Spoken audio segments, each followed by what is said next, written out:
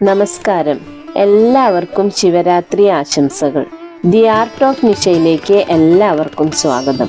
ശിവരാത്രി പ്രമാണിച്ച് ഇന്ന് ശിവന്റെ ചിത്രമാണ് വരയ്ക്കുന്നത്. പാലാഴി കടഞ്ഞപ്പോൾ പുറത്തു വന്ന കാളകൂട വിഷം ഭൂമിയിൽ പതിക്കാതിരിക്കാനായി ശിവൻ പാനം ചെയ്യുന്ന രംഗമാണ് വരയ്ക്കുന്നത്. അതിൻ്റെ സ്കെച്ചിങ് ആണ് ഇന്നത്തെ വീഡിയോയിൽ ഉൾപ്പെടുത്തിയിട്ടുള്ളത്. വീഡിയോ സ്കിപ്പ് ചെയ്യാതെ മുഴുവനായി തന്നെ കാണുക.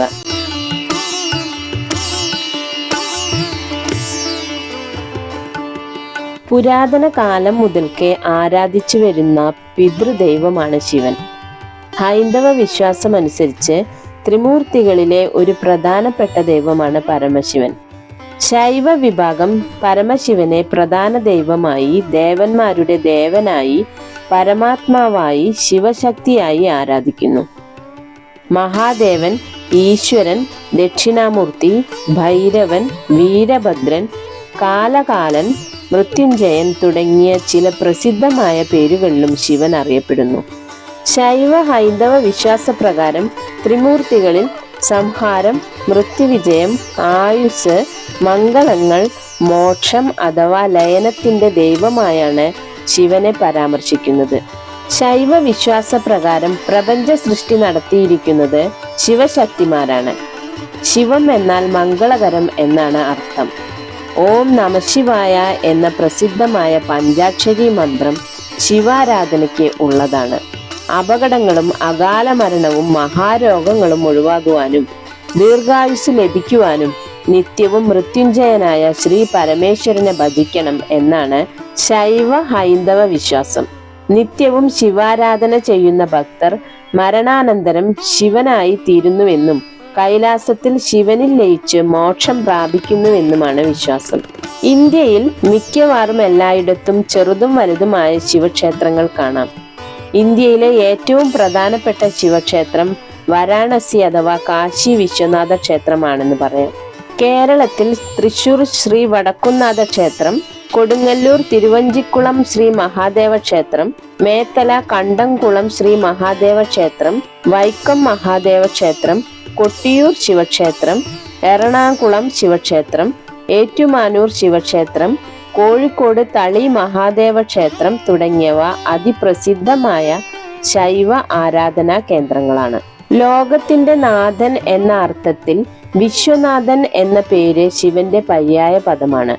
വടക്കേ ഇന്ത്യയിൽ വിശ്വാസികൾ മൃതദേഹങ്ങൾ സംസ്കരിച്ചതിന് ശേഷം മിച്ചം വരുന്നതിൽ അല്പം ഭസ്മം കാശി വിശ്വനാഥ ക്ഷേത്രത്തിൽ അഭിഷേകം ചെയ്യുന്നതായി കാണാം.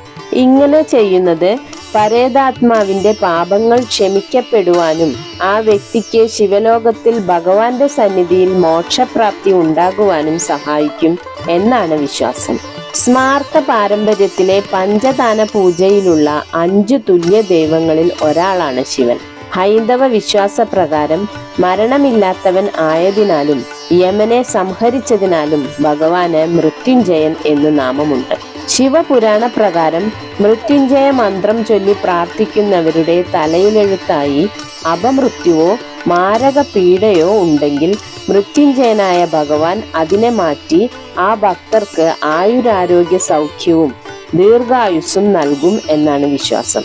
ഏതൊരു ശിവഭക്തനാണോ നിഷ്കളങ്ക ഭക്തിയാൽ ശിവനെ ഭജിക്കുന്നത്, ആ ഭക്തൻ മരിച്ചാൽ ആ ചുടലക്കളത്തിൽ ശിവഭഗവാൻ എത്തി ആ ഭക്തന്റെ ശവഭസ്മം നെറ്റിയിൽ അണിയുമെന്നും അങ്ങനെ അണിഞ്ഞാൽ ആ ആത്മാവിന് ഇനിയൊരു ജന്മമില്ലാതെ ശിവചൈതന്യത്തിൽ ലയിച്ച് മോക്ഷം നേടുമെന്നും വിശ്വസിക്കപ്പെടുന്നു. ഇതാണ് ഭഗവാന്റെ ശവഭസ്മധാരണത്തിന്റെയും ശ്മശാനവാസത്തിന്റെയും തത്വാർത്ഥം.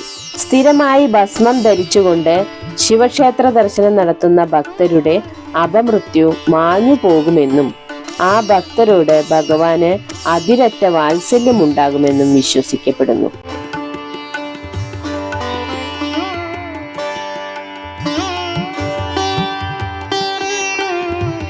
ഇന്നത്തെ വീഡിയോ ഇവിടെ അവസാനിക്കുന്നു. ഈ വീഡിയോ നിങ്ങൾക്ക് എല്ലാവർക്കും ഇഷ്ടപ്പെട്ടിട്ടുണ്ടാവുമെന്ന് വിശ്വസിക്കുന്നു. ഇഷ്ടപ്പെട്ടാൽ ലൈക്ക് ചെയ്യാനും കമന്റ് ചെയ്യാനും മടിക്കരുത്. നിങ്ങൾ ചെയ്യുന്ന ഓരോ ലൈക്കും ഈ വീഡിയോ മറ്റുള്ളവരിലേക്ക് എത്താൻ സഹായിക്കുന്നു. കൂടാതെ സബ്സ്ക്രൈബ് ചെയ്യാത്തവർ തീർച്ചയായും സബ്സ്ക്രൈബ് ചെയ്യണം. ചിത്രകല ഇഷ്ടപ്പെടുന്ന നിങ്ങളുടെ പ്രിയപ്പെട്ടവർക്ക് ഈ വീഡിയോ ഷെയർ ചെയ്യാൻ മടിക്കരുത്. നന്ദി, നമസ്കാരം. Thank you.